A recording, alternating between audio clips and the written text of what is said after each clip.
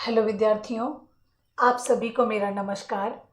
आप सभी का स्वागत है आपके अपने नए यूट्यूब चैनल आर्ट स्टूडियो में।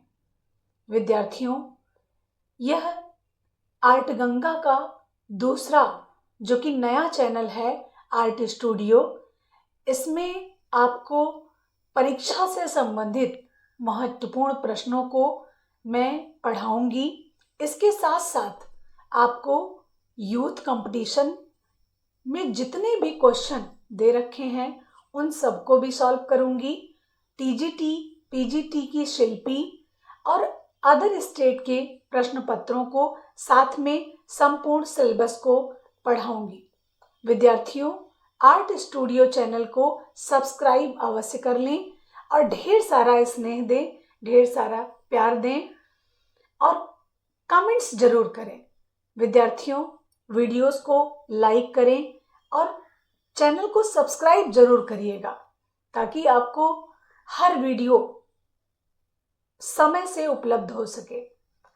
तो विद्यार्थियों, आज इसका ये आर्ट स्टूडियो का नया वीडियो है और इस वीडियो को बहुत ध्यान से देखिएगा, सुनिएगा, पढ़िएगा और आपको बहुत बढ़िया प्रश्नों के कलेक्शन यहाँ पर मिलेंगे। तो चलिए हम शुरू करते हैं। पहला प्रश्न है क्षय वृद्धि, जिसको हम पर्सपेक्टिव के नाम से भी जानते हैं। इसका सबसे निकटता का जो संबंध है वो किससे है? ऑप्शन है चित्रसूत्र, ऑप्शन है नाट्यशास्त्र, सी ऑप्शन है कामसूत्र और डी ऑप्शन है गीत गोविंद। तो विद्यार्थियों, क्षय वृद्धि का उल्लेख जो हुआ है वो चित्रसूत्र में हुआ है। तो इसका जो सही उत्तर है ए अर्थात चित्रसूत्र। बहुत अच्छे प्रश्न हैं विद्यार्थियों, आप यहाँ पर बने रहें। आर्ट स्टूडियो चैनल को सब्सक्राइब जरूर करें। दूसरा प्रश्न है जयदेव की रचना है। जयदेव की रचना कौन कौन सी है ये हम जानेंगे। ऑप्शन है गीत गोविंद। तो बहुत से स्टूडेंट गीत गोविंद को बहुत अच्छे से जानते हैं कि ये जयदेव की रचना है, लेकिन रति मंजरी को नहीं जानते होंगे। तो विद्यार्थियों, Geet Govind A option, Rati Manjari B option, C option A व बी दोनों, डी ऑप्शन रागिनी। तो विद्यार्थियों, रस मंजरी अलग है, रति मंजरी अलग है। रति मंजरी के लेखक जयदेव हैं। तो ए व बी दोनों आंसर आपका सही है। अगला प्रश्न है क्वेश्चन नंबर 3। देखिए, इस प्रश्न में कह रहा है कि गीत गोविंद के टीकाकार कौन है। अभी तक आपने गीत गोविंद की रचना किसने की ये प्रश्न पढ़ा है, लेकिन आज हम आपको गीत गोविंद के टीकाकार से भी मिलवाते हैं। ऑप्शन है उदयनाचार्य, ऑप्शन है भारावी, ऑप्शन है जयदेव और डी ऑप्शन है अभिनव गुप्त। तो विद्यार्थियों, पहला आंसर आपका सही है। उदयनाचार्य ने गीत गोविंद की टीका लिखी है। बहुत बेहतरीन प्रश्न है विद्यार्थियों। आप आर्ट स्टूडियो चैनल को सब्सक्राइब जरूर कर लीजिएगा, नहीं तो आपको समय से सारे वीडियोस उपलब्ध नहीं हो पाएंगे। विद्यार्थियों, अगला प्रश्न है प्रश्न नंबर 4। जयदेव अपने माता पिता के साथ प्रसिद्ध चित्र किस शैली का है? ऑप्शन है बसोहली शैली, बी ऑप्शन है चंबा शैली, सी ऑप्शन है गुलेर शैली और डी ऑप्शन है कांगड़ा शैली। तो विद्यार्थियों, इसका जो सही उत्तर है वह है गुलेर शैली, अर्थात सी वाला आंसर आपका सही है। प्रश्न नंबर 5 पर आते हैं। पांचवा प्रश्न हमारा कह रहा है निम्नलिखित में से किस चित्र शैली में गीत गोविंद के चित्र बने हैं? उड़ीसा पटचित्र शैली, काली घाट शैली, कंपनी शैली या मुगल शैली? तो विद्यार्थियों, उड़ीसा पटचित्र शैली में गीत गोविंद के भी चित्र बने हैं। बहुत अच्छा प्रश्न है ये। अगला प्रश्न देखते हैं। प्रश्न नंबर 6 देखिए, विक्रमांक देव चरित, यह एक ग्रंथ है। विक्रमांक देव चरित, इस ग्रंथ के लेखक कौन है? ऑप्शन है जयदेव, ऑप्शन है धारावी, ऑप्शन है कल्हड़, ऑप्शन है बिल्हड़। राइट आंसर है विद्यार्थियों बिल्हड़।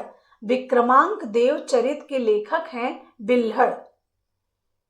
प्रश्न नंबर 7 देखिएगा। अगला प्रश्न है 7वां, निम्नलिखित में से कौन सी शैली चौर पंचासिका शैली के समान है? मेवाड़ शैली, पहाड़ी शैली, कंपनी शैली, मुगल शैली। तो विद्यार्थियों इसका सही उत्तर है मेवाड़ शैली।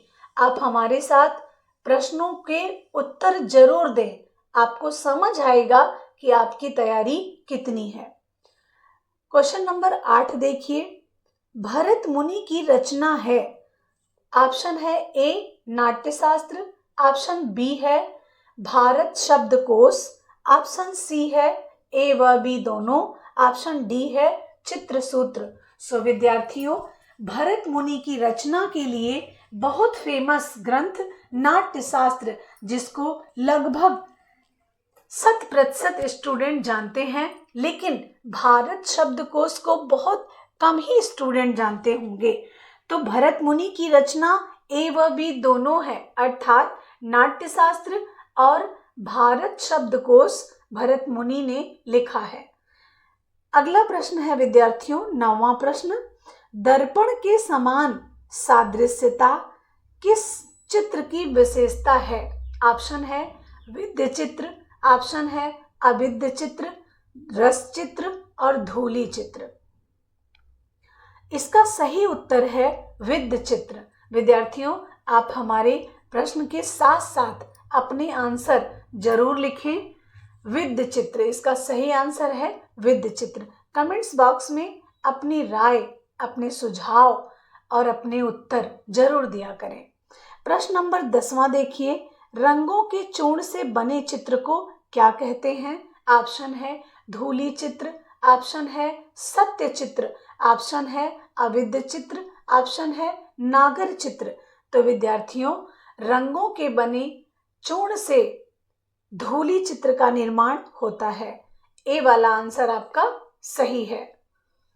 अगला प्रश्न है क्वेश्चन नंबर 11 देखिएगा, काल्पनिक या भावोत्पन्न चित्रों को क्या कहते हैं? प्रश्न 11, काल्पनिक या भावोत्पन्न चित्र को क्या कहते हैं? ऑप्शन है अविद्य चित्र, ऑप्शन है धूलि चित्र, सी ऑप्शन है रस चित्र और डी ऑप्शन है विद्य चित्र। इसका सही उत्तर है विद्यार्थियों ए अविद्य चित्र। क्वेश्चन नंबर 12 देखिएगा। 12वां प्रश्न कह रहा है, रसों की अभिव्यक्ति करने वाले चित्र को क्या कहते हैं? वैदिक चित्र, धूलि चित्र, रस चित्र, नागर चित्र।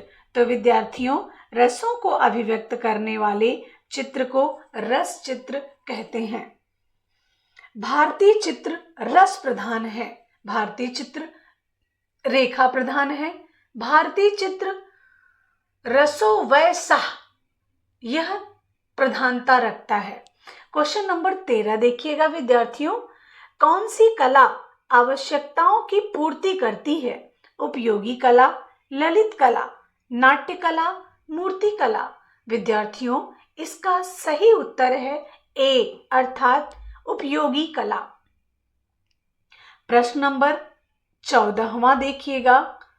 प्रश्न नंबर 14 कह रहा है, वास्तु विद्या का विशद विवेचन किस ग्रंथ में है? वास्तु विद्या का विशद विवेचन किस ग्रंथ में है? ऑप्शन कह रहा है देवता मूर्ति प्रकरण, ऑप्शन कह रहा है रूप मंडन, ऑप्शन कह रहा है अपराजित परीक्षा और डी ऑप्शन कह रहा है मानसो उल्लास। आपका सही उत्तर है अपराजित परीक्षा, सी वाला आंसर आपका सही है। विद्यार्थियों आर्ट स्टूडियो जो कि यूट्यूब का कला के लिए नया चैनल है, आप इसको सब्सक्राइब जरूर करें। प्रश्न नंबर 15 कह रहा है, अपराजित परीक्षा जो कि एक ग्रंथ है, उसके लेखक कौन है? भार्गव, भारावी, भरत मुनि या भुवन देव? तो विद्यार्थियों, इसके लेखक हैं, अपराजित परीक्षा के लेखक कौन हैं? इसके लेखक हैं भुवन देव। राइट आंसर डी है आपका। 16वां प्रश्न देखिए विद्यार्थियों, अपराजित परीक्षा में कौन सी कलाओं का वर्णन मिलता है? ऑप्शन वास्तुकला, ऑप्शन मूर्ति कला, ऑप्शन संगीत कला, ऑप्शन नृत्य कला। विद्यार्थियों, इसका सही उत्तर ए है। वास्तुकला से संबंधित यह एक ग्रंथ है जिसके लेखक भुवन देव हैं। प्रश्न नंबर 17वां देखिएगा, प्रतिमा में चक्र किसका प्रतीक है? ऑप्शन है नकारात्मक ऊर्जा, ऑप्शन है अविनाशिता, ऑप्शन है धर्म, ऑप्शन है सच्चाई। तो विद्यार्थियों, इसका सही उत्तर है धर्म। सी वाला उत्तर आपका सही है। जो चक्र है वह धर्म का प्रतीक है। प्रश्न नंबर 18 देखिएगा, उस एक को चुनिए जो अन्य 3 से भिन्न है। चित्र, मूर्ति, नृत्य, संगीत। सही उत्तर है संगीत कला। संगीत कला ये सुनने की कला है और चित्र, मूर्ति और नृत्य ये देखने की कला है। ये दृश्य कला के अंतर्गत आती है। प्रश्न नंबर 20वां देखिएगा, प्रश्न नंबर 19, इनमें से कौन सी प्लास्टिक कला नहीं है? मूर्ति कला, चित्रकला, वास्तुकला या नृत्य कला? तो नृत्य कला प्लास्टिक कला के अंतर्गत नहीं आएगी। अगला प्रश्न है प्रश्न नंबर 20, चित्रकला शब्द का परिचय सबसे पहले कहाँ हुआ था? विद्यार्थियों, ऑप्शन है जयमंगला, ऑप्शन है कामसूत्र, ऑप्शन है नाट्यशास्त्र, ऑप्शन है चित्रसूत्र। तो विद्यार्थियों, चित्रकला शब्द का पहली बार प्रयोग जयमंगला में हुआ है। राइट आंसर जयमंगला है।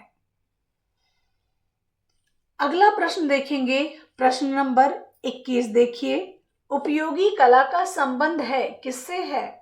आभूषण से, कसीदाकारी से, बढ़ईगिरी से, उपरोक्त सभी। तो राइट आंसर है उपरोक्त सभी।